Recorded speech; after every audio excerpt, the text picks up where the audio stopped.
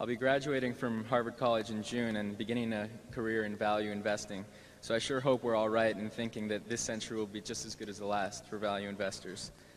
You've been doing this since you were my age, if not younger, so I'm wondering what habit or habits have contributed most to your ability to continue learning and improving your investment decisions in a changing business and financial environment.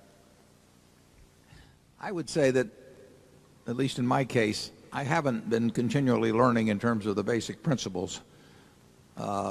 You always learn a little more about given techniques, or I learn more about some industries over time, and therefore maybe I've widened the universe in which I can operate, although more funds narrows it back down, unfortunately. But I know more about businesses than I knew 20 years ago or 40 years ago.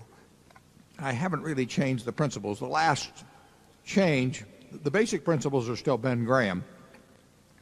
They were affected in a significant way by Charlie and Bill Fisher in terms of looking at the better businesses. But I didn't leave Graham behind on that. And I really haven't learned any new fundamental principles, but I may have learned a little bit more about how business operates over time. And there's really nothing. I mean, you ought to get an investment framework that comes straight from, in my view, from the intelligent investor and from Phil Fisher, more from the intelligent investor, actually. And then I think you ought to learn everything you can about industries and businesses where you think you have the ability to get your mind around them if you work at them. And with that arsenal, you'll do very well, and if you've got the temperament for the business. Charlie?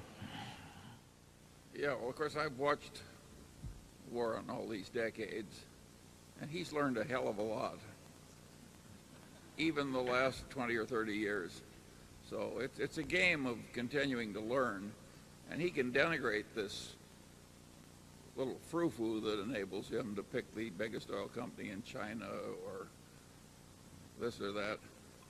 But those basic principles alone that he knew a long time ago wouldn't have given him the ability to make the recent investment decisions as well as he's made them. It's a lifelong game, and if you don't keep learning, other people will pass you by. I would say temperament still is the most important, wouldn't you, Charlie? Yes, of course. Yeah. But temperament alone won't do it. No, temperament alone won't do it. You have to have the temperament and the right basic idea, and then you have to keep at it with a lot of curiosity for a long, long time. But you don't have to be have any blinding insights or have a high IQ to look at a PetroChina, for example. And no. When you get a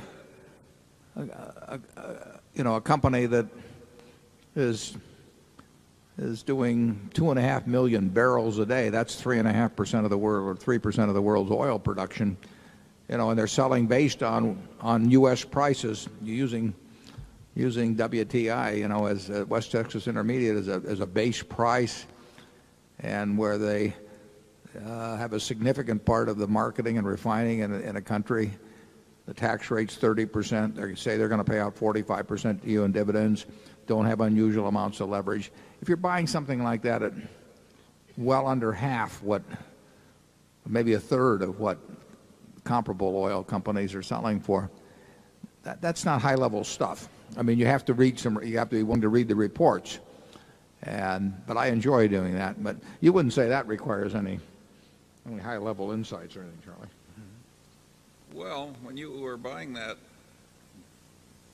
block of stock, nobody else to speak of was buying.